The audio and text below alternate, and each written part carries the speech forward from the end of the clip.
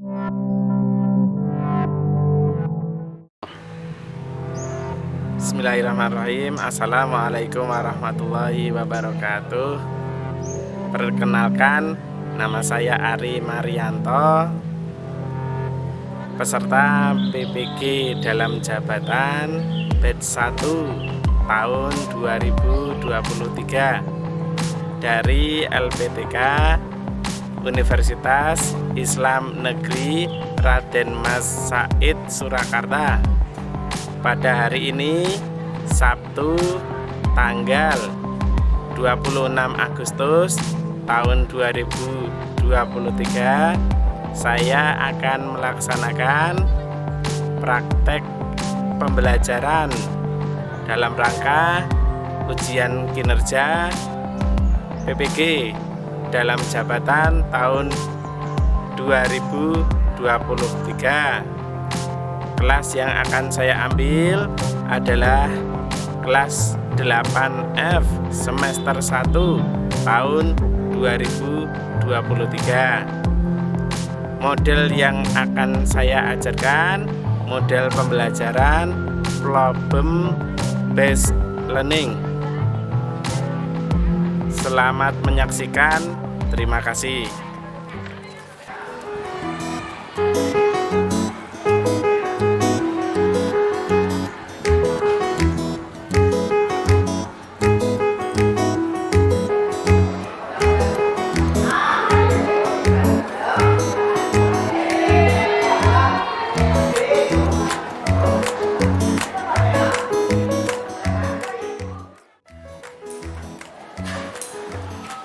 Baik anak-anak, assalamualaikum warahmatullahi wabarakatuh. Waalaikumsalam warahmatullahi wabarakatuh. Ya, selamat pagi anak-anak.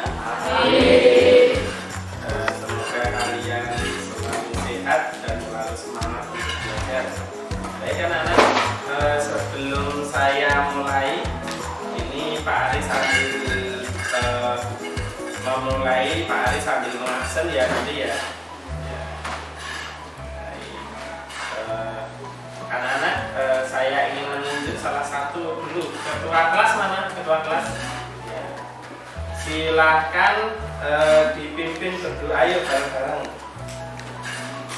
Siap. Berdoa mulai. Rabbi zidni ilma warzuqni Semoga dengan pembacaan doa hari ini kita semakin mendekatkan Allah dengan ilmu-ilmunya yang bermanfaat.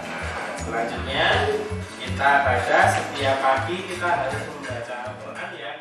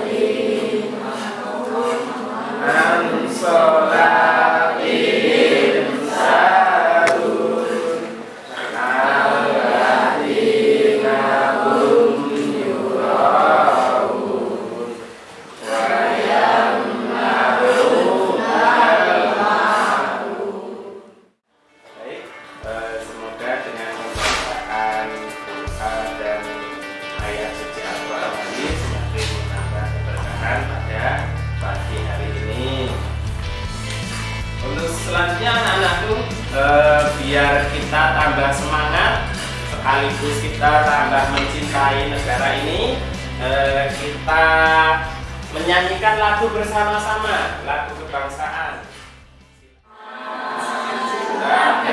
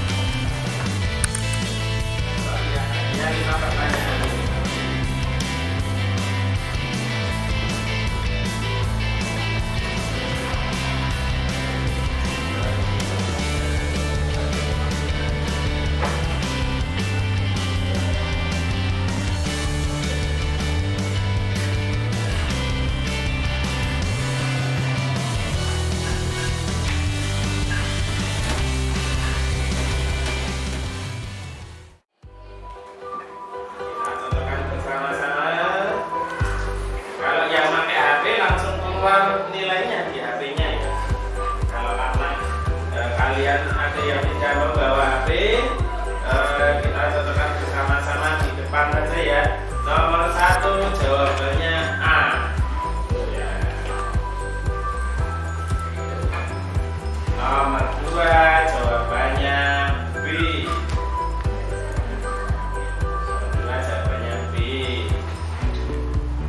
Nomor 3 jawabannya C. Jawabannya C, yaitu tentang jujur dan amanah. Nah, ini ada satu hal anak-anak. Ternyata sebuah studi dari orang luar sana ya. Ini diambil dari kompas.com. Studi tersebut mengatakan bahwasanya Indonesia itu peringkat nomor 33 dari 40 negara. Ini salah satu contohnya. Di tahun 2020, Edi Prabowo, salah satu Menteri Kelautan dan Perikanan dia itu menerima suap atau korupsi karena ekspor beli. Ada namanya Julia Batubara, yaitu Menteri Sosial tahun 2019. Dia menjadi tersangka KPK karena menggelapkan dugaan suap pengadaan barang tentang bantuan sosial COVID-19 yang kita alami pandemi COVID.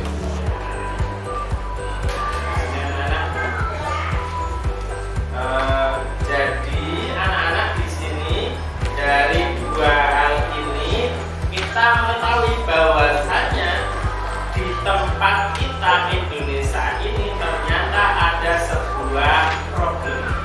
Problemnya apa? Problem tentang kejujuran dan pribadinya belum bisa dikatakan jujur, apalagi orang-orangnya masih ada yang belum melakukan amanah dengan baik. Dari sini ada pertanyaan. Oh iya, silakan Mas. Ini namanya siapa ini sambil saya absen ya? Oh, Mandala. Silakan Mas Mandala. Pertanyaannya apa Mas Mandala? Oh, mengapa di Indonesia masih banyak yang korupsi ya, Nana ya? Di korupsi di Indonesia itu masih banyak. Itu karena masalah terstruktur sebenarnya. Itu ada beberapa faktor anak-anak korupsi. Aturan tentang etika dan nilai integritas. Jadi anak-anak, orang korupsi itu dia tidak patuh pada etika yang berlaku sebenarnya di Indonesia. Orang Indonesia mempunyai etika untuk jujur dan amanah, tetapi dia tidak berani. Itu Mas Mandala.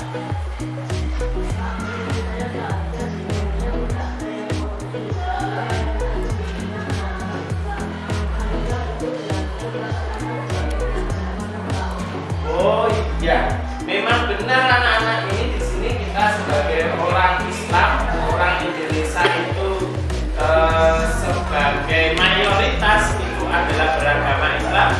Dia seharusnya itu mempunyai sifat jujur dan amanah, benar kata Mas Mandala tadi.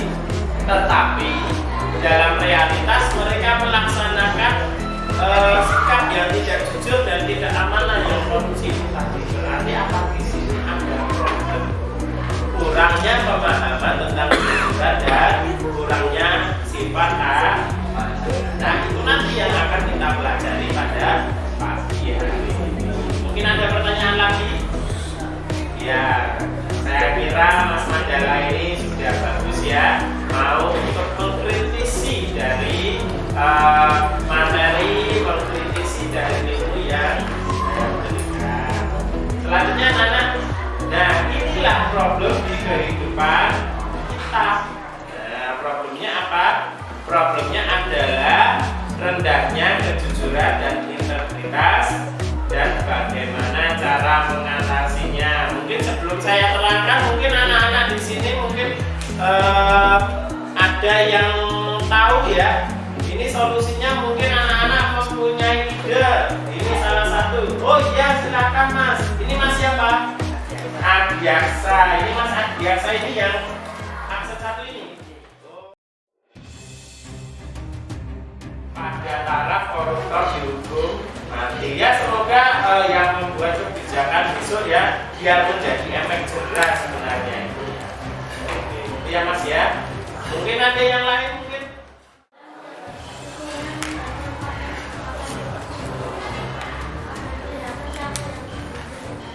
Oh begitu. Setiap wilayah, setiap daerah dipasang CCTV semua ya Mas ya. Ya. Biar tidak korupsi, biar yang tidak jujur itu kelihatan ya Mas ya. Oh iya. Sebenarnya bagus ini. Tepuk tangan dulu kepada Mas. Ini yang bagus sekali. Cuman Mas, kita karena kita itu Indonesia ini memang kalau mungkin luar negeri itu bisa ya Mas ya.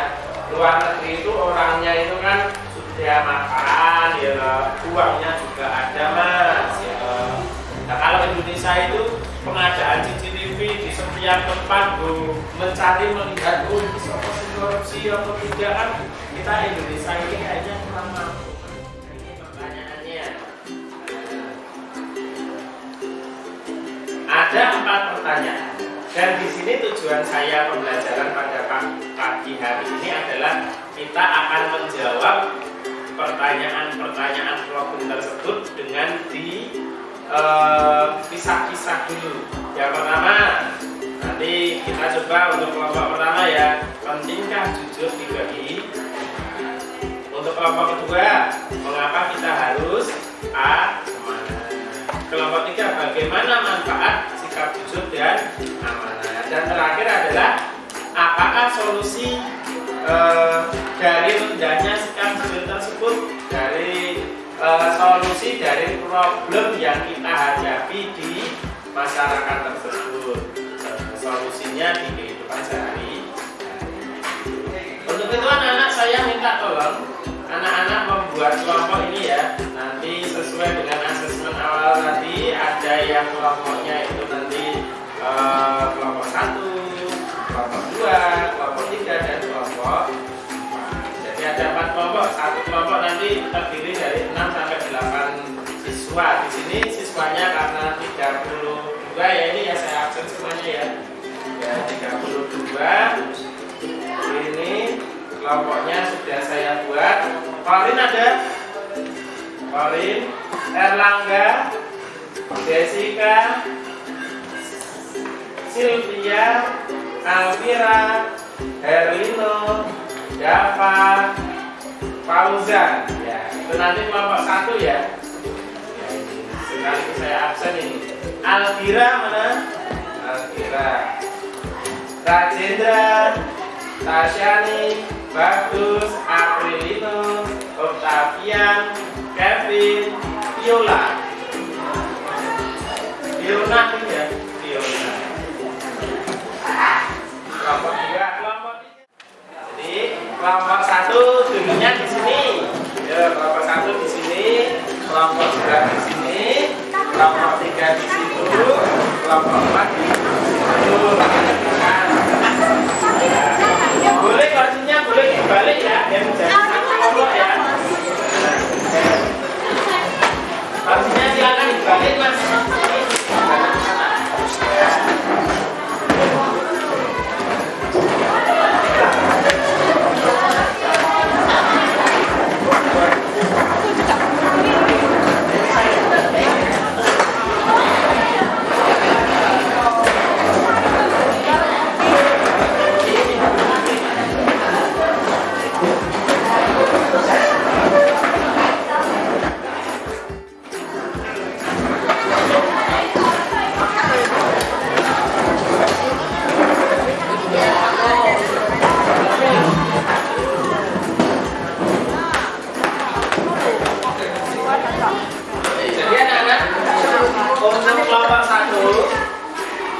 Kelompok 1 nanti berdiskusi tentang pentingnya sikap jujur.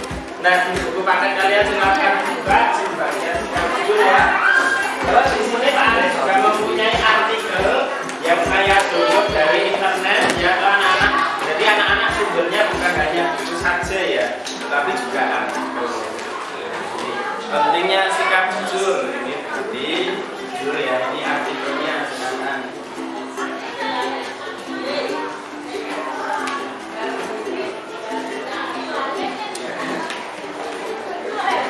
Ya itu sikap jujur ya anak-anak ya. Nah ini videonya. Ini diambil dari kompasiana.com. Kemudian kelompok 2 mana kelompok 2? Kelompok 2 berarti ini adalah tentang amanah. Apa amanah penting ini ya. Ini. Kemudian kelompok itu artikelnya silakan di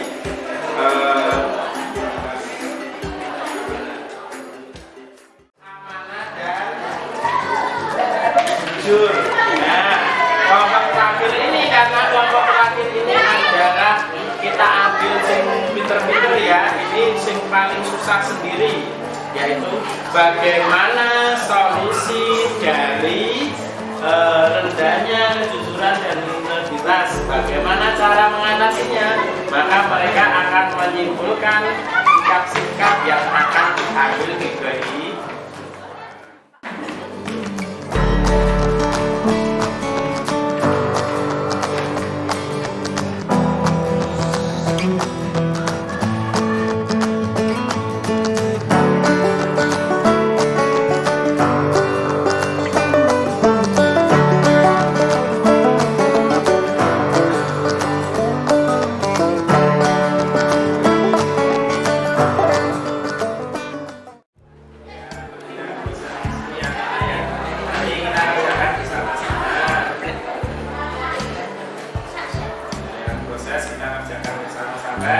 Sambil mempersiapkan yang mau maju presentasi, persiapan dulu ya toh, menenangkan pikiran ya toh, tidak usah grogi, persiapan dulu. Nah ini ada beberapa pertanyaan anak-anak. Nah ini tentang kita semua ya ini ya. Apakah anak-anak sudah menjalankan amanah sebagai hamba Allah yang melaksanakan ibadah sholat 5 waktu? Nah ini tentang 1 jika tidak pernah, nomor 4 itu bila selalu melaksanakan.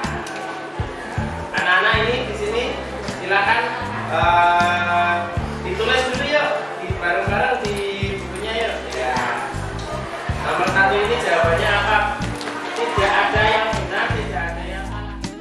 Depan nanti ditulis. Terus terakhir, sikap jujur pada waktu penilaian, tidak mencontek, bertanya jawaban kepada teman. Nah ini anak-anak ini selalu jujur pada waktu ulangan atau tidak ini. Kasih nomor 1 kalau tidak pernah jujur dan ulangan. 2 ada, 3 sering, 4 selalu jujur. Pilih yang mana silakan.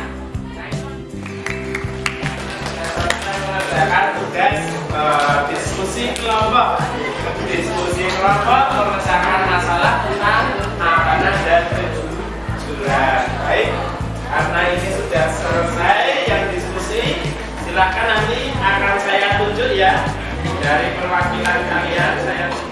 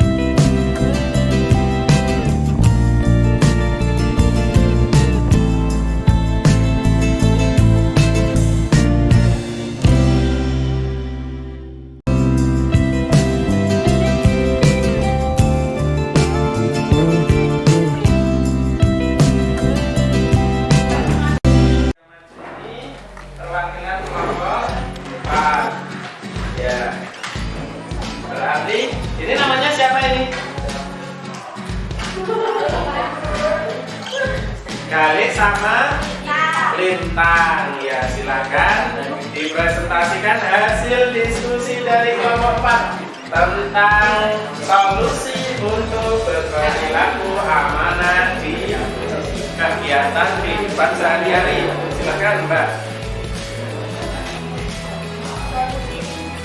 Implementasi budaya dalam kehidupan sehari-hari. Solusi implementasi kejujuran dalam kehidupan sehari-hari merupakan langkah penting untuk membangun integritas dan kepercayaan dalam hubungan dengan orang lain. Berikut adalah beberapa contoh cara mengamalkan kejujuran dalam kehidupan sehari-hari. 1. Berbicara jujur. Utamakan untuk selalu berbicara jujur dalam setiap situasi. Hindari berbohong, memanipulasi fakta, atau menyembunyikan informasi yang seharusnya diketahui oleh orang lain. 2. Memenuhi janji. Jika Anda berjanji untuk melakukan sesuatu, pastikan untuk menepatinya. Menepati janji menunjukkan bahwa Anda dapat dipercaya, dapat diandalkan. 3. Mengakui kesalahan. Jika Anda melakukan kesalahan, akui dengan jujur tanpa cari kambing hitam atau menyalahkan orang lain. Ini menunjukkan sikap bertanggung jawab dalam terbuka untuk belajar dari kesalahan. 4. Menjaga rahasia. Jika seseorang mempercayai Anda dengan rahasia atau informasi pribadi, tetaplah jujur dengan menjaga kerahasiaan dan tidak mengungkapkan kepada orang lain tanpa izin. 5. Tidak mengambil barang yang bukan milik Anda.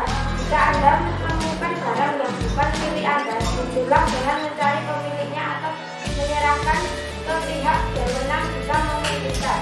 6. Berlaku adil. Jujurlah dalam memperlakukan orang lain dengan adil dan berlaku objektif tanpa memilih atau melakukan diskriminasi. 7. Menerima upah balik dengan terbuka. Jika seseorang memberikan upah balik atau kritik kepada Anda, terimalah dengan terbuka dan hindari bersikap defensif. Jujurlah pada diri sendiri untuk memperbaiki diri jika ada kekurangan. 8. Berperilaku jujur dalam bisnis. Jika Anda terlibat dalam dunia bisnis, berlakukanlah kejujuran dalam hal pembukaan laporan keuangan dan transaksi dengan mitra bisnis. 9. Tidak menyebarkan hoax atau berita palsu. Sebenarnya, sebelum menyebarkan informasi atau berita, pastikan kebenarannya terlebih dahulu. Jangan menyebarkan hoax atau berita palsu yang dapat merugikan orang lain atau mencemarkan reputasi. Ya, terima kasih kelompok 4 kita beri.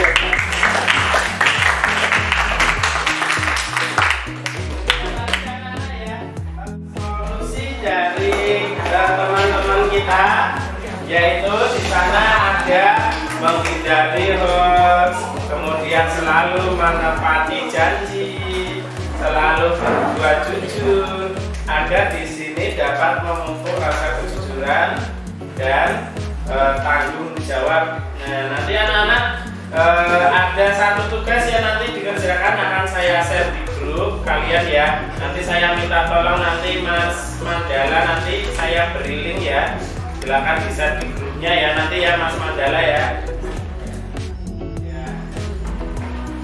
Dapat kita simpulkan hari ini kita berperilaku amanah dan jujur itu karena hal tersebut memang diperintahkan dalam agama Islam. Kesimpulannya adalah anak-anak berperilaku jujur dan amanah itu ternyata bisa. Bagaimana caranya? Caranya adalah mulai dari diri kita sendiri, mulai dari hal yang terkecil dan mulai saat ini. Mungkin itu anak-anak ada pertanyaan? Oh iya, silakan. Ini Mas siapa ini namanya? Oh, Mas Hafiz. Pertanyaannya apa Mas Hafiz? Nah ini. Kita melihat teman tidak jujur. Oh iya. Ini ternyata Mas Hafiz itu punya pertanyaan yang sangat bagus sekali ini. Bagaimana caranya ketika kita melihat teman yang tidak jujur, apakah langsung dimarahin atau bagaimana? Nah itu ya, ternyata teman kita melaksanakan ketidakjujuran, maka ada hal yang perlu kita sikapi. Yang pertama adalah kita tinjau kembali faktanya. Berita tersebut terdengar sama kita atau kita melihat langsung, kita lihat apakah benar dia itu melaksanakan sesuatu tidak kejujuran atau kebohongan. Kita lihat situasinya, apakah dia itu melaksanakan tersebut sengaja atau tidak. Yang kedua, jangan emosi ya. Ada temannya ternyata melakukan ketidakjujuran, langsung emosi. Tidak, jangan emosi dulu, tenang dengan menghadapi orang yang diberi kesempatan dia untuk menjelaskan alasannya. Jika teman kalian tidak jujur, selalu berbohong, tanya alasannya apa. Dia melakukan sesuatu, mungkin ada alasannya, yang mungkin dia terpaksa untuk berbohong. Karena kalau tidak berbohong, dia akan dimarahi atau dipukul oleh teman yang lebih kuat ya, dan lain sebagainya, dibully ya. Kita tanya dulu alasannya apa, kemudian kita beri motivasi, kita beri nasihat. Watawasau bil haq, watawasau bis sabr. Kemudian apa? Selanjutnya adalah kita pertimbangkan dampaknya. Kalau kita beri nasihat tersebut, dia itu bisa berubah atau tidak. Kalau kita bisa berubah, ya berarti itu masih bisa kita dakwai, masih bisa kita ajak sebagai teman. Pak, kalau tidak bisa Pak, berarti dia senengannya berbohong, kita beri nasihat, nggak bisa. Makanya anak-anak adalah pilih teman dengan bijaksana. Orang-orang yang senengannya berbohong itu ya kita jaga jarak gitu ya.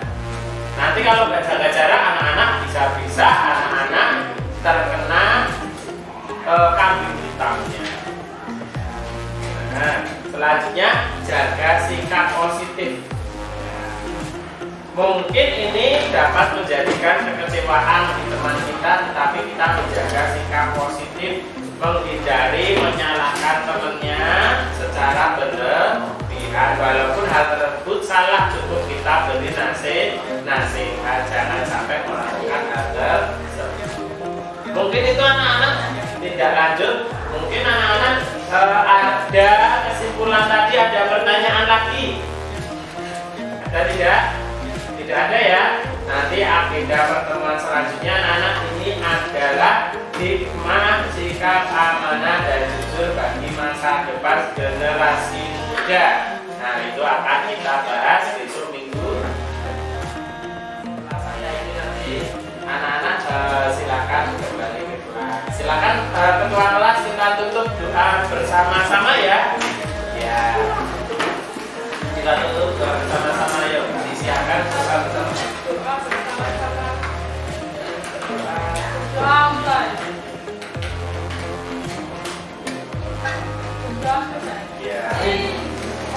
Ya, wassalamualaikum warahmatullahi wabarakatuh. Waalaikumsalam warahmatullahi wabarakatuh.